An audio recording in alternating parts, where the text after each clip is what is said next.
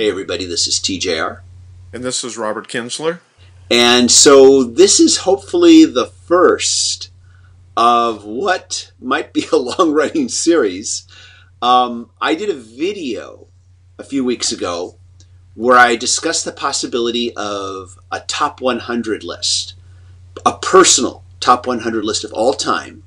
And the idea is that it would be, or I should say, the list will be constructed on stream of consciousness.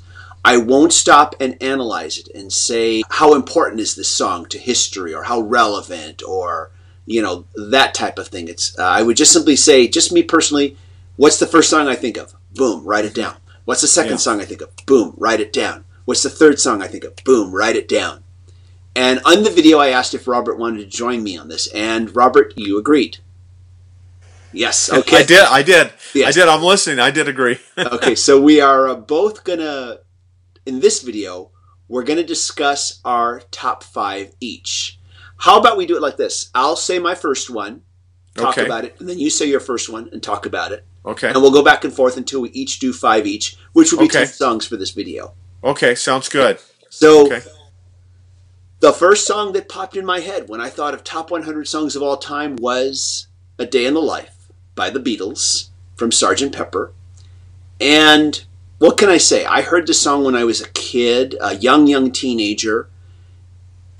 My brother, who went off to college and couldn't take his record collection with him, and he had a massive record collection, said I could listen to his records as long as I took good care, which I did.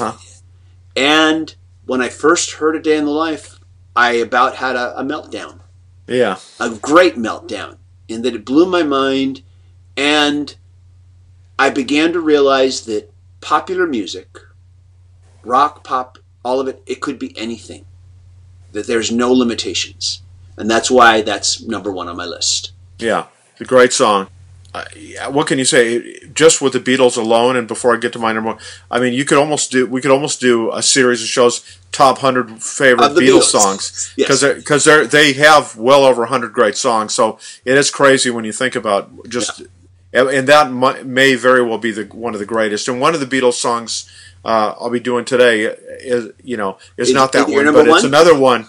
Yeah, okay, I'll talk about it. So let's say. So my number 1 is actually the first song that popped in my head, because I tried to follow kind of your advice on this, TJ, was "Like a Hurricane" from Neil Young. That song was released in 1977. I first heard it in the back of a van. I've told the story a few times. I was on my way to a Queen concert. It came on the radio, and I had known Neil Young through Harvest and his acoustic material, but his electric stuff wasn't really on my radar yet. I mean, I was into other things at that time. It was, and the next day I went out and bought the cassette of American Stars and Bars, and just love Like a Hurricane. I mean, the guitar playing, his vocals, there's a sense of beauty and melancholy in it. Just a great song. I love it. Wow. Okay, cool. And now you make me want to go back and recheck out that song after we're done doing this. I'm going to do Good. My number 2 song, Bohemian Rhapsody by Queen, off of Night at the Opera. And once again, young teenager, heard this song on the radio. And we've talked about the 3 listen rule. Bohemian Rhapsody, I don't know if I liked it in the first listen. I don't know if I honestly can say I liked it and thought, this is great. But with that whole operatic midsection that nobody had ever tried to do in a pop or rock song before. No one had ever tried to put opera in a rock song. I don't think anybody has ever tried since. It definitely got my attention, if nothing else. And I was definitely kind of like, I was very WTF about it. What is this? What is going on here? And I didn't honestly know if I liked it. I was just kind of like, what? I was totally confused and baffled by it. And of course, after I heard it a few more times, because like I said, couldn't just go out and buy records back then. We were young and didn't have money. But after I heard it a few more times on the radio, I was like, this is awesome. Yeah. This is the greatest thing ever. And so, Bohemian Rhapsody. And once again, another song that's basically said, rock music, pop music, it can be anything. Anything, exactly. So, and I can almost repeat myself here. with Queen, you could almost have 100 greatest Queen song. I mean, what a great band. You're right. And that may very well be their greatest song. Yeah, it's so terrific. Next one on my list, and like I said, I didn't necessarily rank them. I'm just trying to get 100 of my favorite songs on there. So, because that very well could be my number 1 or 2. That's a great song. The second one I brought in today is Red Vines by Aimee Mann, which, and I just, that was at a time in my life when I heard it, and after that I became a huge Aimee Mann fan. But the chord structure and the sound of it almost sounds like something the Beatles would have done, but it's with Aimee Mann's kind of like otherworldly kind of approach to just to this emotional otherworld where she goes. And just, I love that song. It's one of those songs that ever since I heard it, I can put it on, and I love it just as passionately as like when I first discovered that song, and it's just really magical for me. I have never heard that song before. And it's off, and I did bring it in case people don't know, it's off Bachelor number 2. And I'm trying to remember the year of this. Let's see if I can take off my glasses here. I think 1999 it looks like on the back. So, but for almost 20 years, that's been a song I just absolutely love, and I'm a huge Aimee Mann fan. But that may very well still be my favorite Aimee Mann song. I've got to go and check that one out once we're done here. I think I'm going to have you see your list of 5, so I can put them in the show more info on this video if people want to go and check them out. Okay, so number 3 for me, and I think there's a theme to my top 5 that I'm going to discuss at the end here. Okay. Stairway to Heaven by Led Zeppelin, off of Led Zeppelin 4. And in the video I made a few weeks ago, I said, one thing I don't want to do is say, oh, don't do Stairway to Heaven. That's too obvious. Everybody likes that song. It's just so overplayed and everything. Yes, it's overplayed as hell. Yes, it's as obvious as hell. But you can't deny how amazingly well structured it is. Oh, yeah. You can't deny it.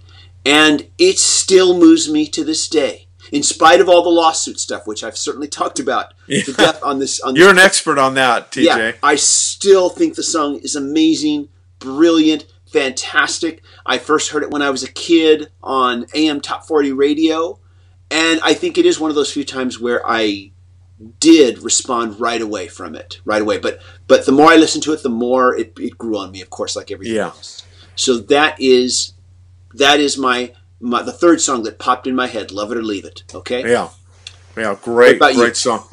Okay, third song on my list, another one a little bit far afield that not everyone will know.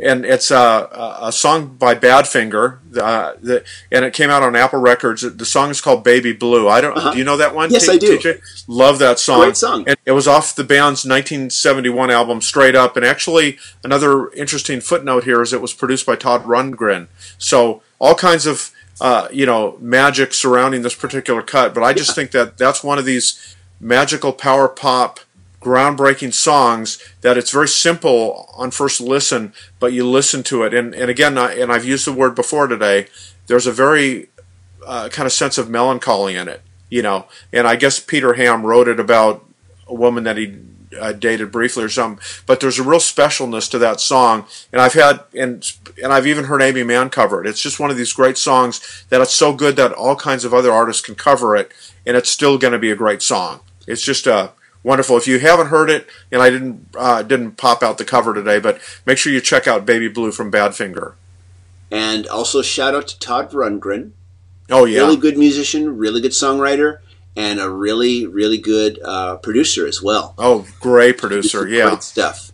Absolutely. Yeah. So my number 4, like I said, top of mind, that just popped off my head without overanalyzing. Same band, Led Zeppelin. Kashmir. Oh, yeah. From Physical Graffiti. And Kashmir, I do remember the first time I heard it. I was in gym class in school, and some kid had his radio with him, and that was just blaring on the radio.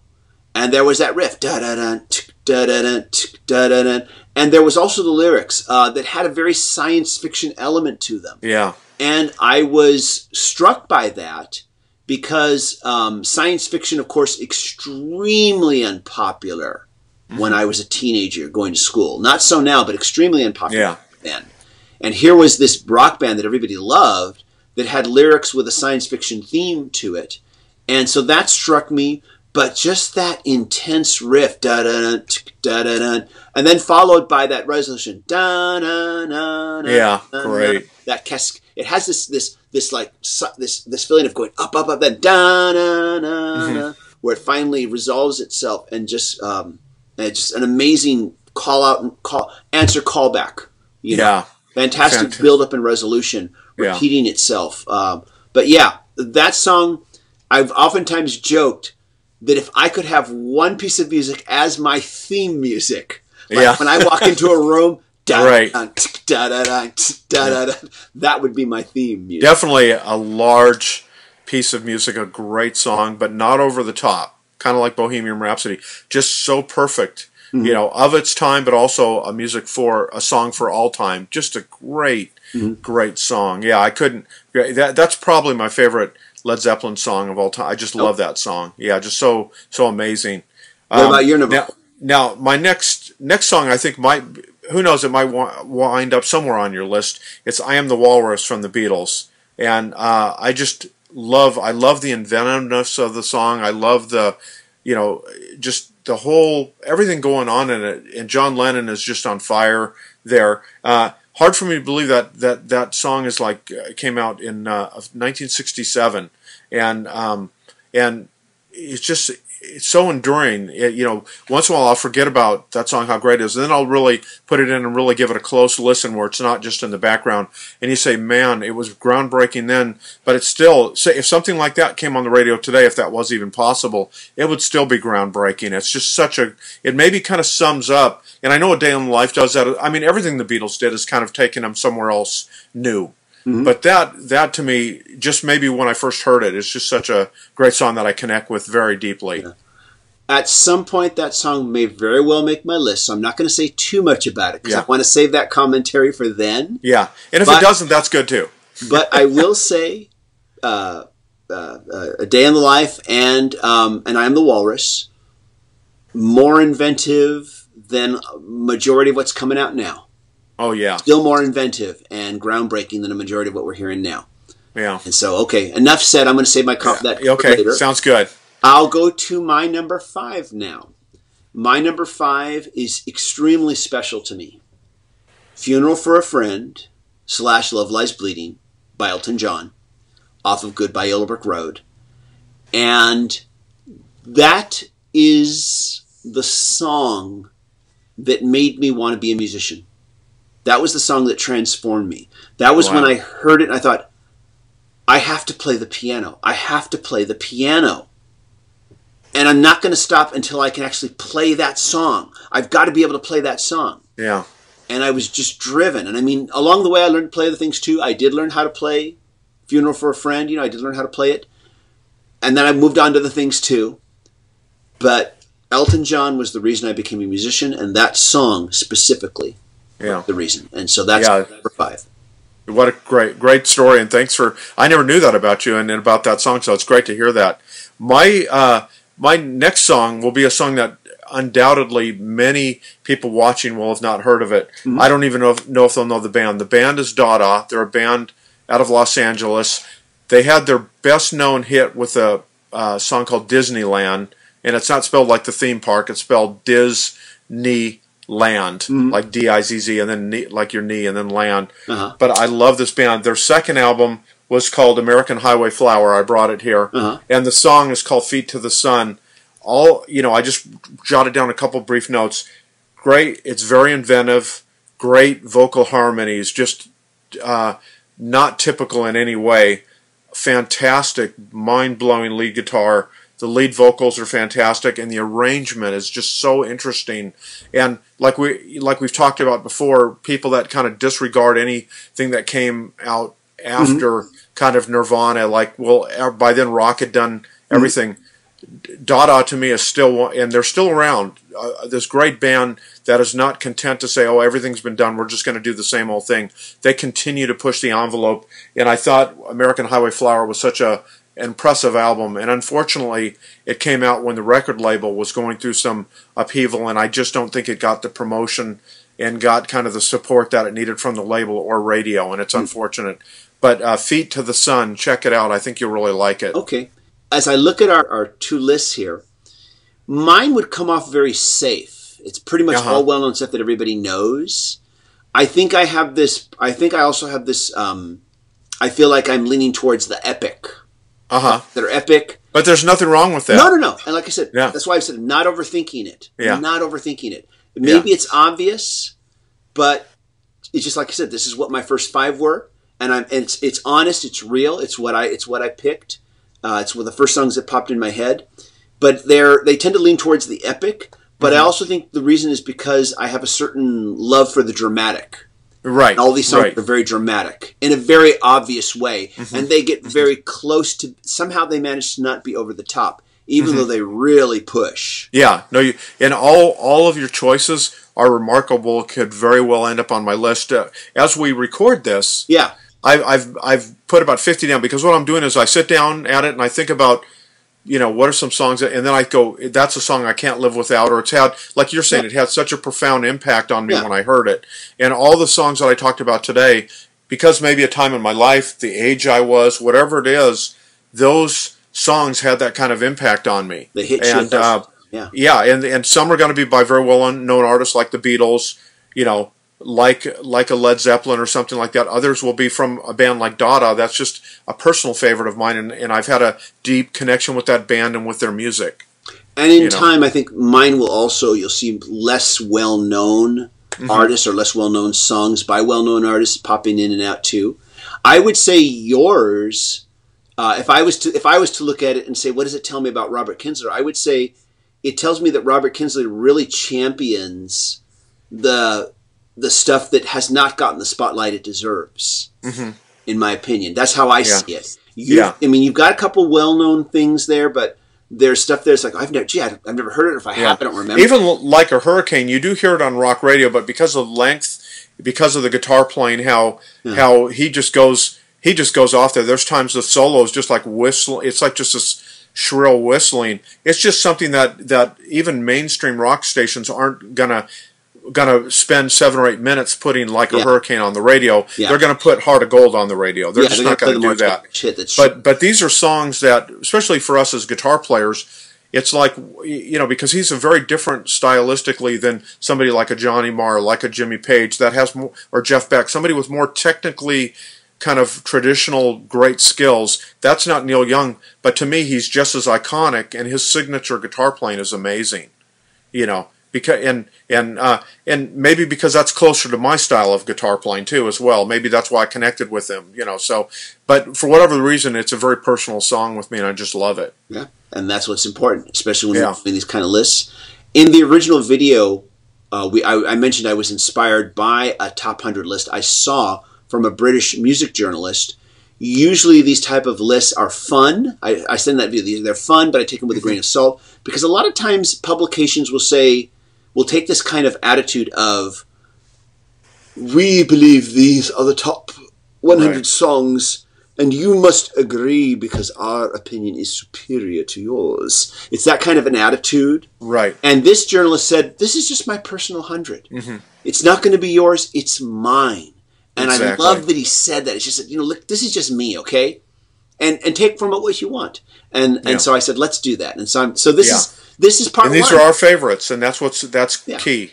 This is these are our first 5. And I don't want to say top 5. Our first 5 that popped into our heads without overthinking it. And I think it says a lot about us personally. Yeah, I do too. If we don't overanalyze it, just what's the first thing that pops in your head?